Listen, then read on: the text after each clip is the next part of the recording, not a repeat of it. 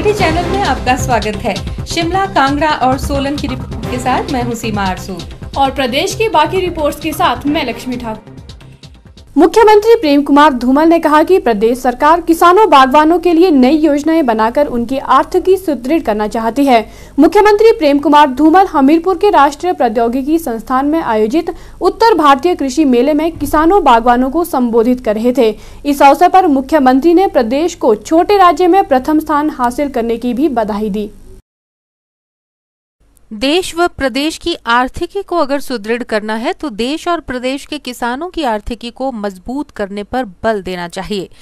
हमीरपुर के राष्ट्रीय प्रौद्योगिकी संस्थान में आयोजित उत्तर भारत क्षेत्रीय कृषि मेले में उपस्थित 7 राज्यों और 1 केंद्र शासित प्रदेश से आए हजारों किसानों को संबोधित करते हुए मुख्यमंत्री प्रोफेसर प्रेम कुमार धूमल ने कहा कि प्रदेश सरकार किसानों बागवानों के लिए नई योजनाएं बनाकर उनकी आर्थिकी सुदृढ़ करना चाहती है।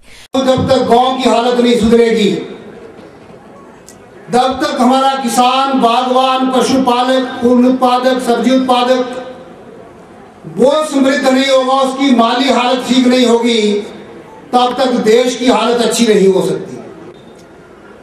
और मित्रों, देश को अगर बढ़ना है आगे, मैं कोई इकोनॉमिस्ट नहीं हूं, अर्थशास्त्री नहीं हूं, मैं गांव का आदमी हूं। मैं मानता हूं अगर गांव के किसान के पास, बागवान के पास, मजदूर के पास पैसा आता है तो वो सर्कुलेशन में आ जाता है। प्रोजेक्ट लाया था सेब का पुणे तैयार करने के लिए, पौधे तैयार करके, क्योंकि हिमाचल में जो सेब है वो 100 साल पुराने पौधे हैं, इसलिए उनकी पैदावार भी कम होती है। हम धीरे धीरे चरणबद्ध ढंग से प्रत्येक बागवान को अच्छी किस्म की पौध देंगे, नए पौधे लगेंगे। उस पर रिसर्च यूनिवर्सिटी वाले भी कर रहे हैं, ताकि प्रोडक्शन जो 5-7 टन है वो 50-60 टन तक हिमाचल प्रदेश का बागवान भी पैदा करे और संपन्न होए। हमारा उद्देश्य है करने का। उन्होंने बताया कि सरकार सेब की पैदावार को बढ़ाने के लिए किसानों को नई और उत्तम किस्म की पौधे देने जा रही है। मुख्यमंत्री ने प्रदेश में जैविक खेती करने पर बल देते हुए कहा कि प्रदेश सरकार ने जापान इंटरनेशनल कोऑपरेटर एजेंसी की मदद से प्रदेश के हर किसान के लिए कृषि फसल में विविधता और जैविक खेती में प्रोत्साहन लाने के लिए 442 करोड़ की योजना शुरू की है। इस मौके पर मुख्यमंत्री ने प्रदेश को छोटे राज्यों में देश में प्रथम स्थान हासिल करने की बधाई दी। उन्होंने बताया कि इससे पूर्व एग्रीकल्चरल आउटलुक द्वारा कृषि में प्रदेश सरकार के प्रयासों को सराहते हुए प्रदेश को प्रथम स्थान दिया गया था। उन्होंने इन सम्मानों का श्रेय प्रदेश की जनता, अधिकारियों और कर्मचारियों को दिया। आपको बताते खुशी हो रही है, 442 करोड़ का एक एग्रीमेंट हमने जापान के साथ किया है और 321 करोड़ वहां से मिलेंगे भारत सरकार के माध्यम से। 121 करोड़ हिमाचल प्रदेश सरकार लगाएगी। हर किसान के पास अपने पास केंचुआ खाद बनाने का प्रबंध होगा और यहां से हम केमिकल फर्टिलाइजर खत्म करके हम चाहेंगे जैविक खेती हो, उत्पादन बढ़े और लोगों की बीमारी खत्म हो। इसके लिए भी 442 करोड़ का प्रावधान किया गया है। एरिया ज्यादा है, क्षेत्रफल के आधार पर करते हैं तो उन्होंने बड़ी स्टेट मान लिया हमें,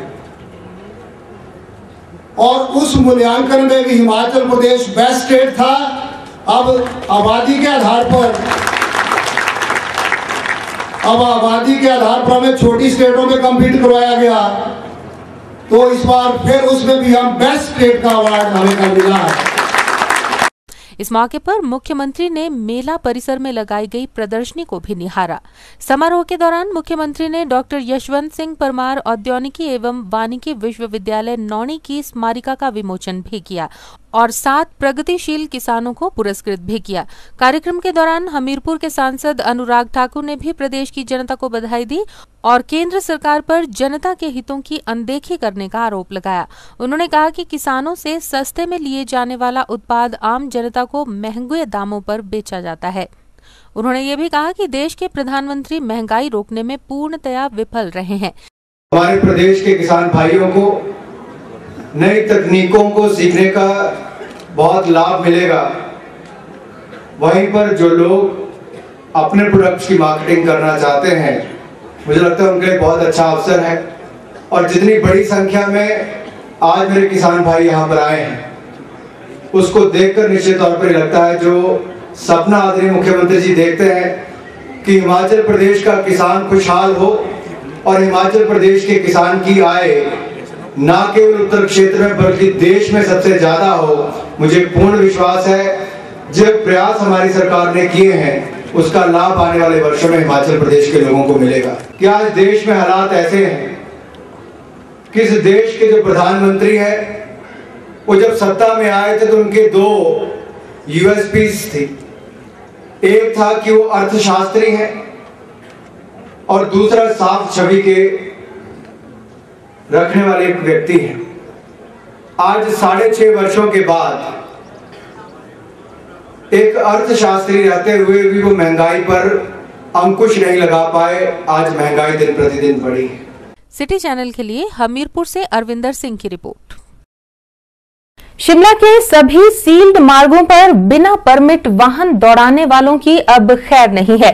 शिमला पुलिस अब ऐसे लोगों के खिलाफ शिकंजा कसेगी जो अपने रुतबे का इस्तेमाल कर कानून की धज्जियां उड़ा रहे हैं।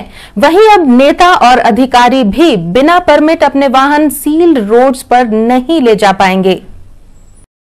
राजधानी शिमला में अब सील्ड मार्गों पर नेताओं और अधिकारियों का रौब नहीं चलेगा। शिमला पुलिस अब उन अधिकारियों और नेताओं के खिलाफ भी सख्ती से पेश आएगी जो अपना रुतबा दिखाकर सील्ड रोड पर बिना परमिट वाहन ले जाते हैं। दरअसल शिमला के सभी सील्ड मार्गों के लिए बाकायदा गृह सचिव कार्यालय से परमिट जारी होते हैं। इन परमिट्स को लेने के लिए अलग अलग फीस निर्धारित की गई है। इन मार्गों पर गाड़ी ले जाने के लिए वाहन मालिकों को सालाना 8 से 10 हजार रुपए अदा करने होते हैं। यहाँ तक कि सभी अधिकारियों और नेताओं के वाहनों के लिए भी एक समान कानून बनाया गया है।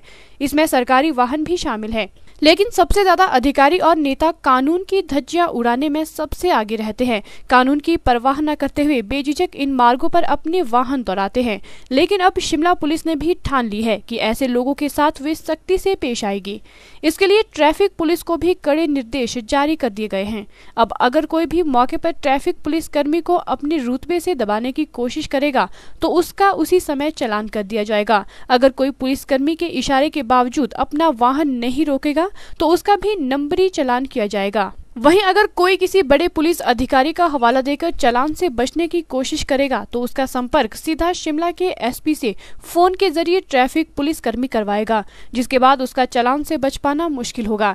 यही नहीं, अब से सील्ड रोड में दाखिल होने से पहले सभी वाहनों के परमिट की पूरी जांच की जाएगी और परमिट और वाहन के सभी कागजात होने पर ही वाहन को सील्ड रोड पर जाने की इजाजत मिलेगी। शिमला के एसपी सोनल अग्निहोत्री का कहना है कि पिछले कुछ समय से शहर के सील्ड मार्गों पर बिना परमिट वाहनों की तादाद लगातार बढ़ती जा रही है। वहीं ये वाहन बेतरतीब तरीके से कहीं भी पार्क किए जाते थे। एसपी शिमला ने कहा कि अब पुलिस ऐसे वाहन चालकों के खिलाफ सख्ती से पेश आएगी और अब सभी वाहनों के परमिट भी जांचे जा रहे हैं। हमने एक स्पेशल अभियान चलाया था कुछ एक दिनों से, जिसमें हम एक तो इनकी एंट्री कर रहे हैं, जो गाड़ियां जा रही है उनका परमिट चेक कर रहे हैं। केवल ऑथराइज्ड गाड़ियों को ही हम इसमें अलाउ कर रहे हैं। तो इसमें अभी जो पिछले 2 दिन में हमने करीब 404 गाड़ियां चेक की, जिसमें से 206 गाड़ियों का केवल परमिट होल्डर्स थे।